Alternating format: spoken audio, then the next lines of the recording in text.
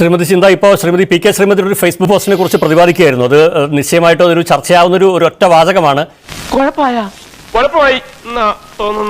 ഒരടുപ്പം കൊണ്ട് ഇങ്ങനെ ചെയ്തു കളഞ്ഞല്ലോ വിദ്യ എന്ന് പി കെ ശ്രീമതി പറയുന്നതുമാകാം. അല്ലെങ്കിൽ ഒരു ക്രിമിനലിനെ ഇങ്ങനെ വിശേഷിപ്പിക്കേണ്ട ഒരു സാഹചര്യമില്ലല്ലോ. ഒരു സ്വാഭാവിക ഒരു പാർട്ടി ബന്ധു എന്ന ഒരു ബുദ്ധിമുട്ട് കൂടി അവർ രേഖപ്പെടുത്തിയിട്ടുണ്ടാവുക. ഒരാവേശത്തിലെടുത്ത് ചാടി വേണ്ടായിരുന്നു അല്ലേ? താങ്കളുടെ മറുപടി അതിനോട് പ്രതികരിക്കുമെങ്കിൽ അങ്ങനെ. അതിനു മുമ്പ് കഴിഞ്ഞ റൗണ്ടിൽ മറ്റു രണ്ടുപേരും പറഞ്ഞുകൊണ്ട് താങ്കൾക്ക് പ്രതികരിക്കാം. 2.5 മിനിറ്റ് താങ്കൾക്ക്. 2.5 മിനിറ്റ് തന്നതിൽ വളരെയധികം നന്ദിയുണ്ട്. കാരണം ഈ ചർച്ച എങ്ങനെയാണ് നിങ്ങൾ എല്ലാവർക്കും സമയം ക്രമീകരിച്ചത് എന്നതിനെ സംബന്ധിച്ച് അയ്യപ്പദാസ് വെറുതെ ഒരു ആത്മപരിശോധന നടത്തണം. പിന്നെ എനിക്കിവിടെ തൂറാൻ പോലും സമയം കിട്ടല്ലോ. ആവശ്യം വരില്ല. ഇപ്പൊ തന്നെ മറുപടി പറയാം. അങ്ങനെ ആവശ്യം വരില്ല. നമുക്ക് കണക്കെടുത്ത് നോക്കാവുന്നതേ ഉള്ളൂ. അതിന് തെറ്റിദ്ധാരണ വേണ്ട. കണക്കെടുത്ത് നോക്കാം. ഓടക്കാൻ നിന്നാ സംഗതി കുലുമാലാവും. ജനങ്ങൾക്ക് കുറെ നേരമായി കണ്ടുകൊണ്ടിരിക്കുന്നവർക്ക് ബോധ്യപ്പെടുന്ന ഒരു കാര്യം എനിക്ക് കൂടി ബോധ്യപ്പെട്ടു എന്ന് താങ്കളെ അറിയിക്കണം. ഇല്ലെങ്കിൽ താങ്കൾ വീണ്ടും ഇത്തരത്തിലുള്ള പ്രവണത ആരംഭിച്ചുകൊണ്ടിരിക്കും. മറ്റൊന്നുമല്ല, താങ്കൾ ക്ഷണിച്ചത് 3 പേരെയാണ്. അതുകൊണ്ട് ഇപ്പൊ എന്താ? ഒന്ന് കോൺഗ്രസിന്റെ പ്രതിനിധി, മറ്റൊന്ന് CPM-ന്റെ പ്രതിനിധി, മറ്റൊന്ന് ജേർണലിസ്റ്റ് എന്നല്ലേ എഴുതി കാണിക്കുന്നത്? ഒരു ജേർണലിസ്റ്റ്, ഒരു നിഷ്പക്ഷ മാധ്യമ പ്രവർത്തകനായി ചർച്ചയ്ക്ക് വന്നിരിക്കുന്ന ആളാണോ SFIയുടെ സംസ്ഥാന സെക്രട്ടറിയെ ഗുണ്ട എന്ന് വിളിക്കുന്നത്? നിന്റെ കയ്യിലിരിപ്പതായിരുന്നല്ലോ. ജേർണലിസ്റ്റ് ആയിട്ടിരിക്കുന്ന ആൾ. അത് നിങ്ങൾ കോൺഗ്രസ് 1 കോൺഗ്രസ് 2 എന്ന് അവിടെ എഴുതി കാണിക്കും. അല്ല, ജേർണലിസ്റ്റ് എന്നുള്ള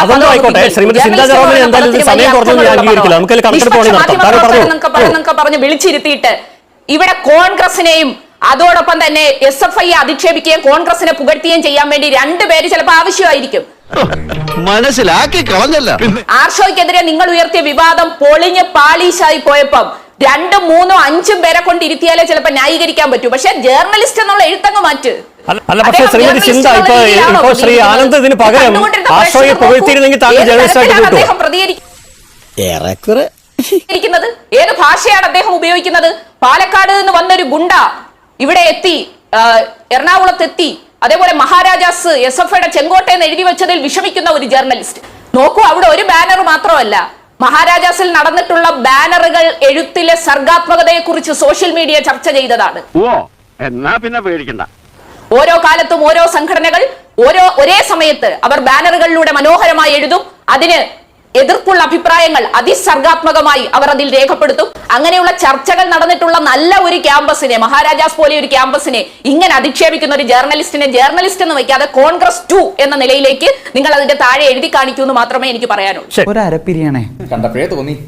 പിന്നെ ടീച്ചറിന്റെ പോസ്റ്റ് ഈ സമയത്ത് ഞാൻ കണ്ടിട്ടില്ല. പക്ഷെ ഞാൻ ആദ്യം തന്നെ സൂചിപ്പിച്ചു, ആ സംഭവത്തിനകത്ത് നിഷ്പക്ഷമായ അന്വേഷണം നടക്കണം എന്ന് തന്നെയാണ് ഞങ്ങളുടെ എല്ലാം അഭിപ്രായം. ശ്രീമതി ടീച്ചറിനും തീർച്ചയായിട്ടും ആ അഭിപ്രായം തന്നെയായിരിക്കും ഉണ്ടാവുക. എന്നാലും ഞങ്ങൾക്ക് അത്ര വിശ്വാസം പോരാ. ഏതൊരു വിഷയം വന്നാലും അതിനകത്ത് നിഷ്പക്ഷമായ അന്വേഷണം നടക്കണം, നീതിപൂർവമായ അന്വേഷണം നടക്കണം. ഒരു സംരക്ഷണവും ആർക്കും ഉണ്ടാകില്ല. ആരോപണ വിധേയരായിട്ടുള്ള ആളുകൾക്ക് മേൽ അന്വേഷണം നടന്ന് കുറ്റക്കാരാണെങ്കിൽ നടപടി സ്വീകരിക്കുക തന്നെ ചെയ്യും. അതൊക്കെ കുറെ കേട്ടിട്ടുണ്ട്.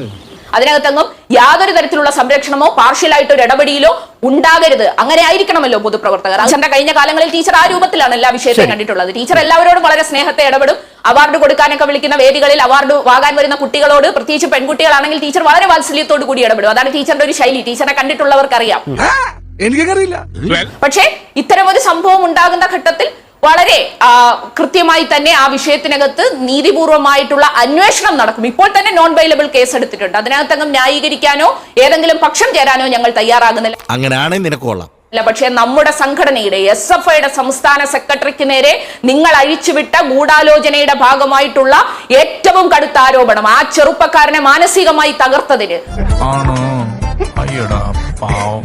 ഒരു വട്ടം മാത്രം ആ വാർത്ത വായിച്ചുപോയ മനുഷ്യരുടെ മനസ്സിൽ ഇപ്പോഴും അയാൾ പരീക്ഷയ്ക്ക് കള്ള മാർക്ക് ലിസ്റ്റ് ഉണ്ടാക്കി എന്ന നിലയിലല്ലേ കണക്കാക്കപ്പെടുക? എത്ര പേരോട് നിങ്ങൾ തിരുത്തി പറയും? എത്ര മാപ്പ് പറഞ്ഞാൽ മാറും? ഞാൻ നേരത്തെ ടൈപ്പല്ലോ. ഒരു ചെറുപ്പക്കാരനെ ഗുണ്ടയെന്ന് വിളിക്കുമ്പോൾ ആ ചെറുപ്പക്കാരന്റെ വീട്ടുകാർക്കുണ്ടാകുന്ന പ്രയാസം ഒരു വിദ്യാർത്ഥി നേതാവിനെയല്ലേ വിളിക്കുന്നത്? അപ്പൊ ഇതൊക്കെ ജേർണലിസ്റ്റ് എന്നുള്ള ടാഗ് ലൈനിൽ വന്നിരുന്നിട്ട് ഗുണ്ട എന്നൊക്കെ വിളിച്ച് ആക്ഷേപിച്ചിട്ട് തിരിച്ചു പോകുമ്പോൾ മനോരമ പോലെ ഒരു ഉത്തരവാദിത്തപ്പെട്ട ചാനൽ അത്തരം കാര്യങ്ങൾക്കകത്ത് കുറച്ചുകൂടി സൂക്ഷ്മത കാണിക്കണം എന്നാണ് സൂചിപ്പിക്കാൻ.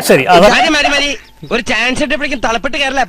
അതായത് ശ്രീമതി ചിന്ത അതിന് പകരം ആർഷോയെ പ്രകീർത്തിച്ച് 2 വാചകം പറഞ്ഞിരുന്നെങ്കിൽ ശ്രീ ആനന്ദ് കൊച്ചുകൂടി ജേർണലിസ്റ്റ് ആവുമോ? ഒരിക്കലും അല്ല. നിഷ്പക്ഷമായിരിക്കണം. നിഷ്പക്ഷമായ അഭിപ്രായം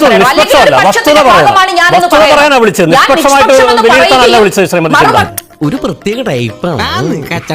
കോൺഗ്രസിന്റെ പ്രതിനിധി പറയുന്നതിനേക്കാൾ എത്രയോ രൂക്ഷമായ ഭാഷയിലാണ് ഈ അദ്ദേഹം പ്രശ്നം പല അതിനെ, വിഷയങ്ങളും വരും. ഇപ്പൊ CPM അല്ലെങ്കിൽ SFI പ്രതിരോധത്തിലായ ഒരു വിഷയത്തിൽ മിക്കവാറും ചോദ്യങ്ങൾ അവർക്കെതിരെയല്ലേ? അപ്പൊ മറുവശം ഒന്നിക്കും. ഇത് പലപ്പോഴും സംഭവിക്കില്ലേ? ഇത് പലപ്പോഴും സംഭവിക്കുന്നല്ലേ? സർക്കാരിനെതിരായിട്ട് നിലപാട് വരുമ്പോൾ കോൺഗ്രസിനും BJPക്ക് ഒരേ അഭിപ്രായം പറഞ്ഞു വെച്ചാൽ അതെങ്ങനെയാ? അതങ്ങനെയല്ലേ വരിക? അതുകൊണ്ട് കോൺഗ്രസ് BJP ഒരേ പാർട്ടിക്കാരാണോ? അതൊന്നും എനിക്കറിയാൻ മേല. ഇങ്ങനെ എന്തെങ്കിലുമൊക്കെ പറയുമ്പോഴേ എന്റെ മനസ്സിനൊരു സന്തോഷം ഉണ്ടാവുള്ളൂ. ജനങ്ങൾ വിലയിരുത്തട്ടെ. ഇതിപ്പോ 1 മണിക്കൂർ കണ്ടുകൊണ്ടിരുന്ന ജനങ്ങളുണ്ടല്ലോ, അവർ വിലയിരുത്തട്ടെ, അവർ ആ കാര്യങ്ങൾ മനസ്സിലാക്കട്ടെ. എന്റെ ഭാഗത്ത് നിന്നുണ്ടായിട്ടുള്ള അഭിപ്രായം, എന്റെ നിലപാട്, അത് ഞാനിവിടെ പറഞ്ഞു. ജനങ്ങൾ വിലയിരുത്തട്ടെ.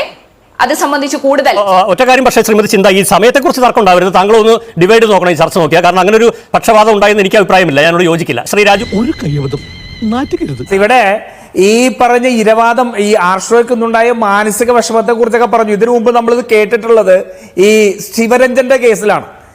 എന്റെ നമ്പരായി എനിക്കുള്ളത് മേടിച്ചിട്ട് വരാം.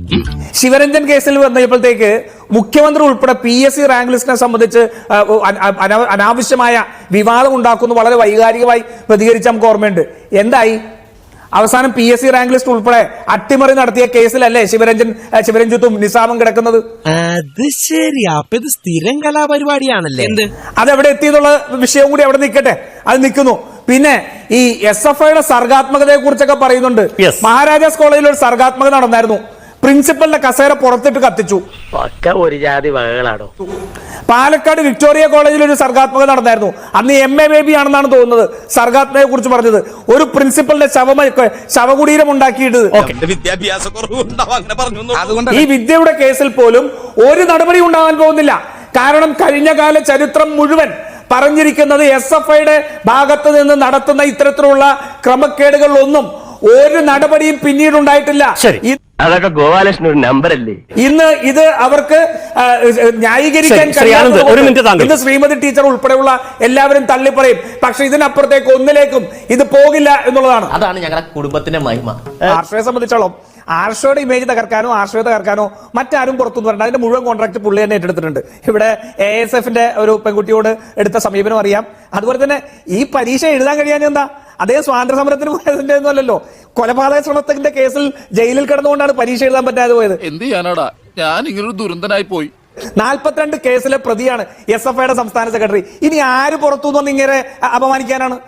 എനിക്ക് മനസ്സിലാവുന്നില്ല.